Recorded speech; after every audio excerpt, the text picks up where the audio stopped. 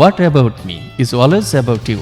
জেফার এক পর্যায়ে যখন বলে সেটা চঞ্চল চৌধুরীকে খোঁচা হিসেবেও ধরে নেওয়া যায়। আমার দিকে তাকান। জেফারকে দেখতে সুন্দরের পাশাপাশি সংলাপগুলো শুনতেও ভালো লেগেছে বেশ।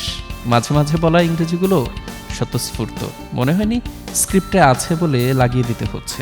আমার মেসেজের উত্তর দিলে না যে? কোন মেসেজ? চঞ্চল চৌধুরীর মতো অভিনেতার সাথে তার সাইড রোলের অভিনয়টি বেশ ভালো ছিল।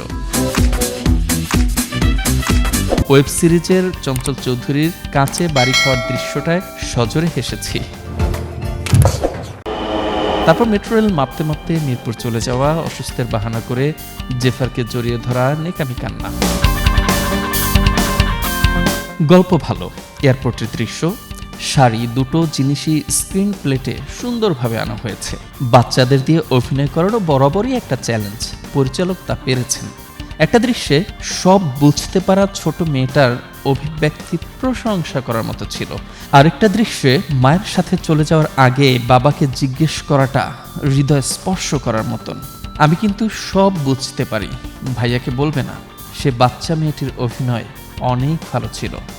আচ্ছা লামিয়া, লাস্ট 3 মাসে লাস্ট ডিফেন্ডার অব মনোগামির কিছু নেগেটিভ রিভিউ হলো অফিস স্পেসে আলাপগুলো মেকি, পারফরমেন্স ভালো ধরনের সারফেস লেভেলের, ডায়লগ না দিলেও চলে।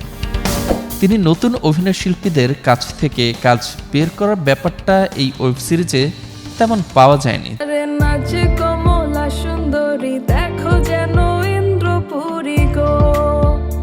যেমনটা কক্সবাজারে বার্মিজ শুটকি খোঁজার সিকোয়েন্স। ওনার প্রায় সব কন্টেন্টই ভালোর সাথে কিছু লুজ সিন ওভারঅল ইম্প্যাক্ট নষ্ট করে। উনি ভাবতে পারেন ড্রামা খুব স্ট্রং, একটু কমেডি দিলে ব্যালেন্স হয়ে যাবে, কিন্তু ড্রামা হয়ে গেছে মেলো ড্রামা। লাস্ট ডিফেন্ডার্স অব মনোগামি 80 মিনিটের একটা নাটকের মতন। জলের গানের পুরানো জনপ্রিয় গানটা আর আহমেদ সানির নতুন গানটা ভালো ছিল। দেহের ভাষায় বুঝি মন বেরাবো।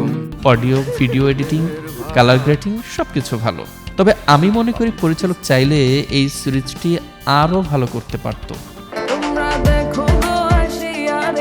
আমাদের ভিডিওগুলো ভালো লাগলে বেল বাটনে ক্লিক করে লাইক, শেয়ার ও কমেন্ট করে সাথে থাকুন।